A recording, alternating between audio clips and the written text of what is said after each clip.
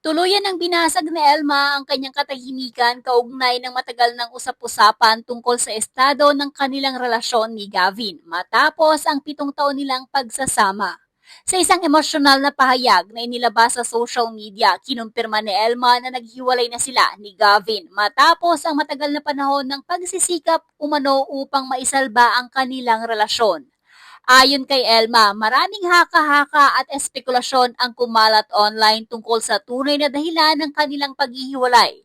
Ngunit nilinaw niya na hindi kailanman naging palabas lamang o para sa views ang kanilang relasyon. Anya, tunay ang pagmamahalan nila ni Gavin at pareho nilang nilaban ang kanilang samahan hanggang sa huli. Gayunpaman, dumating umano sa punto na nawala na ang dating mutual feelings na siyang pundasyon ng kanilang relasyon. Pinabulaanan din ni Elma na may third party sa kanilang hiwalayan. Ayon dito, ang mga larawang kumalat sa social media ay nabigyan lamang ng maling kahulugan ng publiko. Dagdag pa niya, alam niya ang lahat ng mga pangyayaring iyon dahil ipinaalam umano sa kanya ni Gavin ang mga bagay na may kaugnayan dito. Ipinahayag din ni Elma na matagal nilang sinubukang ayusin ang kanilang relasyon bago tuluyang nagdesisyon na maghiwalay. Anya, mutual o pinagkasunduan nilang dalawa ang kanilang naging desisyon. Humingi rin siya ng pangunawa para sa kanilang mga pamilya na apektado rin at nasasaktan sa nangyari. Nagpasalamat din siya sa kanilang mga taga-suporta o Elga fans na patuloy na nagmamahal at sumusuporta sa kanila sa kabila ng pinagdaraanan nilang pagsubok. Sa kanyang mensahe para kay Gavin, hindi na itago ni Elma ang pasasalamat sa 7 taong pinagsamahan nila. Anya, maraming pangarap at plano ang kanilang natupad ng magkasama at habang buhay niyang pahahalagahan ang pagmamahal at masasayang alaalang kanilang ibinahagi. Bagamat masakit ang kanilang paghihiwalay, sinabi ni Elma na patuloy nilang susuportahan ang isa't isa habang tinatahak ang magkahiwalay nilang landas. Hiling din niya ang respeto sa kanilang privacy habang pareho sila nagpapagaling at nagsisimula ng bagong kabanata sa kanilang mga buhay. Kabuang post ni Elma, Hi everyone! I know a lot of you have been asking about Gavin and me. Ang daming speculations. We really tried our best to work things out. Yes, nakikita nyo kaming masaya on cam, pero sa likod ng camera, we also have our own problems and struggles na kami lang ang nakakaalam. Nilaban po namin hanggang sa huli. I just want to clear things up. Hindi lang po kami for the views or anything. What Gavin and I had was real. Dumadating po siguro talaga yung time na hindi mo na mararamdaman yung mutual feelings sa love. Kailangan parehos kayong nagmamahal.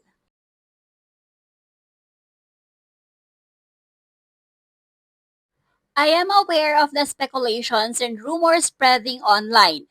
Magkaibigan po sila. Nabigyan lang po ng mali siya ang mga kumalat ng pictures based sa kung ano lang po ang nakikita. Pero lahat po yun, bago mangyari ay alam ko na dahil pinapaalam lahat ni Gavin.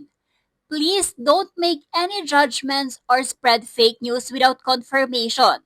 It's just that the time po na nalabas ang pasan, naglabasan na po ang mga kung ano-anong haka-haka.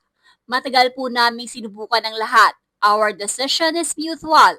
Like what I've said, we tried our best to make it work. This is not easy for either of us, especially for our families who are also hurting through this. To Elga, thank you for giving us the time to process the pain and finally face this. We know that this is painful. Sobrang nasasaktan kami na nakikitang nasasaktan kayo. Please know that it hurts the two of us more than you know. We were the happiest together, but it just won't be fair to pretend that everything is still the same. I don't know what the future holds for us. Sabi nga nila, kung kayo, kayo talaga. Wala po kami dito kung wala kayo. Kaya sobra po kaming nagpapasalamat sa inyong walang sawang pagmamahal at suporta. Please continue to support us. We try to heal and move forward.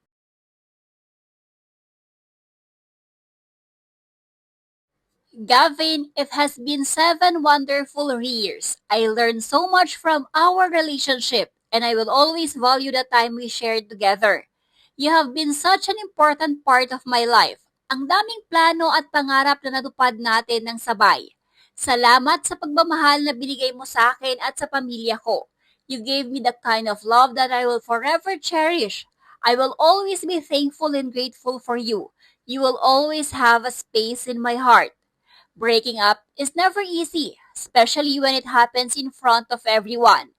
Hiling lang po namin ang inyong pag-unawa at respeto sa aming privacy habang sinusubukan naming simulan ang bagong yugto ng aming mga buhay. Gavin and I will continue to support each other as we go our separate ways. We hope that you will still join us on our new journeys.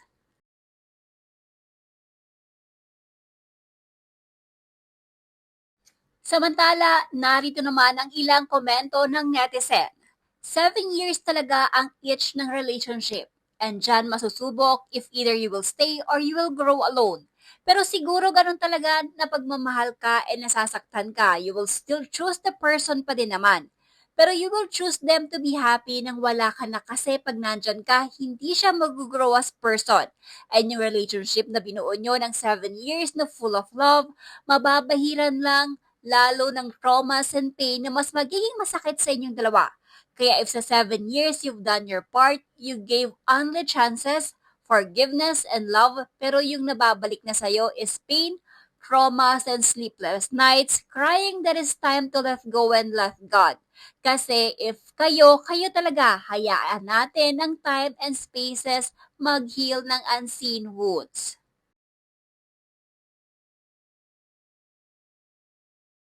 May mga relationship talaga na minsan hindi na enough na mahal nyo ang isa't isa. Hindi mo na din minsan mapanghawakan yung tagal ng pinagsamahan para magstay together.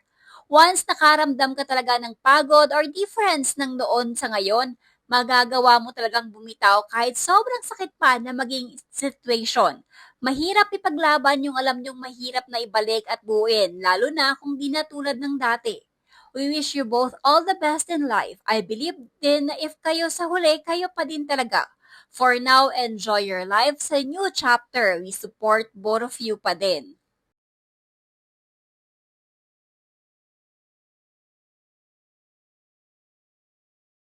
Honestly, I saw this coming. Yung last na ginawa mo about your anniversary, yung kanta na Panata, di ko na siya feel na masaya na kasama ka. Pilit na ang kanya mangiti. Doon ko naramdaman ang panghihinayang. But between you both, I'm telling you, you will soar higher than him.